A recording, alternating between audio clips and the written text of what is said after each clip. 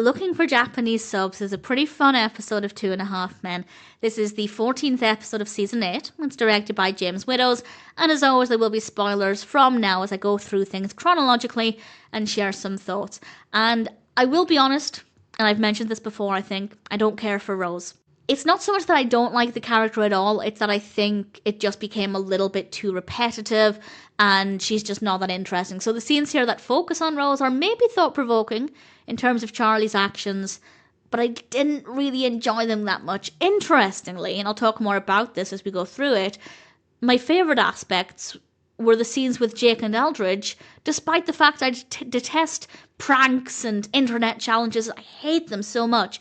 But for some reason, those are my highlights, and I quite enjoyed the episode. At the beginning of the episode, Charlie bumps into Rose at the store, and we'll come back to Rose in a bit. Jake at the house is then drinking Coke and eating Mentos while Eldridge films it, and it's very believable, it's convincing, we have some fun camera angles. Jake then lies on the floor, about to explode with Coke and Mentos, and Alan comes in and, well, he gets sprayed, which is absolutely disgusting, but it was very, very well executed. Charlie then comes into the kitchen as Alan is cleaning up, and then almost immediately after we cut to Charlie on the deck using binoculars. He is obviously looking out at Rose's property. And I don't know why I thought this, but I thought Rose's house was the other side of Charlie's. He's looking, how do I describe this? He's on the deck looking kind of off to stage right. That doesn't really describe it very well. Either way, he's looking in one direction. I always thought Rose's house was on the other side. I don't know why I thought that, but certainly this is where he is looking, and of course he's trying to spy on Rose and Manny. And Alan suggests that Charlie just goes over and introduces himself to Manny. And then Jake and Eldridge cannonball off of the roof in a scene or a moment that was very, very well executed again.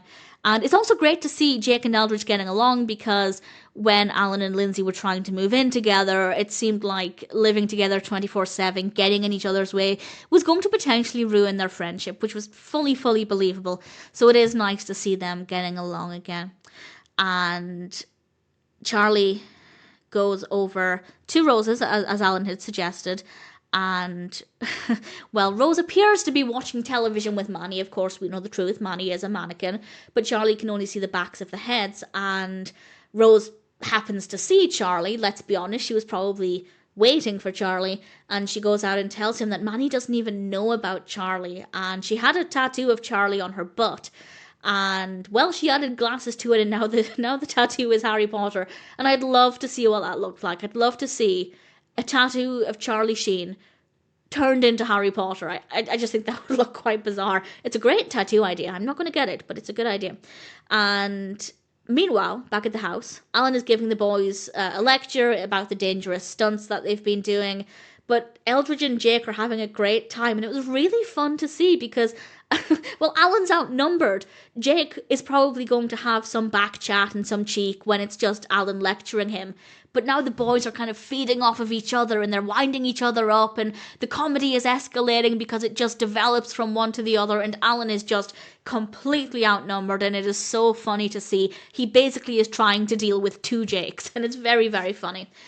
Then cut to later that evening, Alan and Charlie are on the sofa, and Charlie admits that he's in love with Rose, and I don't believe it. And I didn't quite know why I didn't believe it, but then something happens a little later on that made me think, yeah, that's why I think this, and I'll come to that in a moment. Meanwhile, Alan comes up with some great stalking-themed film titles, some great comedy there, really straightforward stuff, but I really thoroughly enjoyed it. If you're a film fan, you might enjoy some of those. We then cut to Charlie climbing up onto Rose's deck, the way Rose would always do onto his deck, which is good fun. And Rose tells Charlie that they can talk later, but he needs to get her ice cream. So Charlie then comes back into his house with the ice cream, and Alan said the thing that made me realise why I don't believe Charlie. Alan says, and I quote, "You didn't start loving her until you found out you couldn't have her." And there it is. Charlie wants the forbidden fruit. That's why I don't feel like he loved her, or that he does love her. Alan put it into place for me. Alan was able to verbalise what I couldn't quite figure out in my mind. He doesn't love her. He wants what he can't have. I do think maybe he has feelings for her, But I don't think it's true love. I really, really don't. And Charlie then goes to speak with Rose, and he kisses her. She kisses him back. Bearing in mind, Rose, in Charlie's mind, is now cheating on her husband with him. That's not a good look for Charlie, but wouldn't be the first time. And we cut to them in bed. And Rose, it was very sneakily executed. Rose manages to make her phone ping so that it looks like a text from Manny has come through. She's really making this really convincing. Of course, watching it as viewers is very easy for us to go, how could Charlie not realise Manny was a mannequin? But actually, it is very, very well executed, and everything that Alan and Charlie have seen, they were at the church. Who would doubt that for a second? So it's all very convincing. It's very, very well done. Charlie, of course, realising that Manny's about to come back. He scarpers, he shuts the door, Manny falls out of the closet, and it was just wonderfully executed. And then, at the very, very end, Jake and Eldridge are trying to do a fire-based trick, and Alan comes home and he just looks disappointed, and it was a decent way to end things. So I did enjoy it. As I said, strangely for me, despite the fact that I hate pranks, I hate internet trends like that and practical jokes, I found Jake and Eldridge in this to be great. And I think the reason for that is because I loved their friendship. I loved seeing them just doing silly things that are, for the most part, I was going to say harmless to other people. Their pranks, if they go wrong, are really only going to hurt themselves, for the most part. Alan did get a face full of Coke and Mentos, but nevertheless, it's great to see them having fun together, being good friends. I like it. It's really nice. It's not something we've really seen for Jake up until Eldridge came into his life. I didn't mind the scenes with Rose. I didn't love them. I do still think they're dragging it out a bit, but what I did like is just the creativity and how clever they're being with making Manny a really convincing individual.